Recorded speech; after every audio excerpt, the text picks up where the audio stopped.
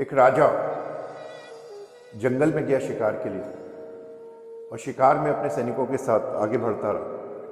कहीं एक रास्ता भूलने के बाद में राजा कहीं और पहुंच गया और राजा ने देखा पीछे उसके कोई सैनिक नहीं था और उसको बहुत जोर की प्यास लगी। भटकता रहा इधर उधर जंगलों में, लेकिन पानी नहीं मिला। आगे बढ़ने के बाद वो पहुंचा एक पेड़ के नीचे, एक वृक्ष, घने वृक्ष के नीचे। उसको दिखाई दिया कि एक पत्ती से पानी टपक रहा है। राजा बड़ा खुश हुआ। उसने नीचे पड़े हुए कुछ पत्तों की सहायता से एक दोना बनाया और उस टपकते हुए पानी की बूंद के नीचे वो दोना रख के बैठ गया। राजा को बहुत समय लग रहा था। वो सोच रहा था कि फटाफट ये भरे और मैं तुरंत ये पानी पी लूं। ये सब चीजें एक तोता सामने से देख रहा था। जैसे ही राजा ने वो दोना पानी पीने के लिए उठाया, वो तोता उड़ता हुआ आया और राजा की उसने एक चोंच मारी हाथ पे, जिससे वो पानी का दोना गिर गया। राजा बड़ा गुस्सा हुआ। उसने कहा, इसको क्या पड़ी है और ऐसा क्यों मेरे साथ हो रहा है? कोई बात नहीं। राजा ने फिर से वही प्रयास किया और इस बार फिर उसने वो दोना बना के उस टपकती हुई पानी की बूंद के नीचे लगा दिया। कुछ समय बीता और फिर से वो दोना भरने को था। तोता अब भी राजा को ही देख रहा था और इस बार फिर जैसे ही राजा ने वो दोना उठाया पानी पीने के लिए, तोता फिर आया और उसने चोंच मारी और वो दोना गिर गया। इस बार राजा बड़ा क्रोधित हुआ और उसने कहा कि ऐसा क्यों हो रहा है। फाइनली तीसरी बार फिर राजा ने ये प्रयास किया और इस बार उसने अपने हाथ में एक चाबुक निकाल के रखा कि इस बार जैसे ही ये तोता आएगा मैं उसको मार दूंगा।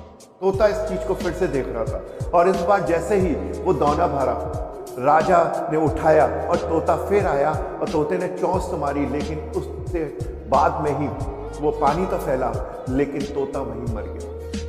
राजा बड़ा परेशान हुआ कि ऐसा क्यों हो रहा है। फाइनली राजा ने डिसाइड किया कि एक काम करता हूँ, इस पानी का स्रोत ढूंढता हूँ, ये पानी कहाँ से आ रहा है, मैं ऊपर जाके देखता हूँ। राजा ने हिम्मत करी और वृक्ष पे चढ़ा और ऊपर जाके उसने देखा तो उसकी सांसें थम गई। वृक्ष के ऊपर एक बड़ा अजगर अपना मुंह खोल के पड़ा हुआ था और उसके मुंह से जहर की लार गिर रही थी, जो कि उसे पानी की बूंद लग रही थी। अगर वो तोता नहीं होता तो शायद राजा पहली ही बार मर गया होता। दोस्तों, हम अपनी जिंदगी के अंदर भी गुस्से को लेकर इतने आक्रोशित हो जाते हैं किसी भी चीज को लेकर कि हमें सामने वाले की कोई चीज समझ में नहीं आती। अगर राजा ने उस समय अपने गुस्से पे कंट्रोल कर लिया होता तो समझ जाता कि वो परिंदा, वो तोता जो कोशिश कर रहा था वो राजा की जान को बचाने की कोशिश कर रहा था, ना कि उसके काम में बाधा डाल रहा था। अगर हम भी इसी ढंग से अपने चीजों को देखें, जब भी हमें गुस्सा आए तो अपने गुस्से को शांत करें, रिवर्स काउंटिंग करें, तो क्या ये चीजें सॉल्व हो सकती हैं? हाँ, बिल्कुल हो सकती हैं। लेकिन हम अपने चीजों को लेकर इतने आक्रोशित हो जाते हैं, इतने गुस्सैल हो जाते हैं कि हमें दिखाई नहीं देता कि सामने क्या हो रहा है।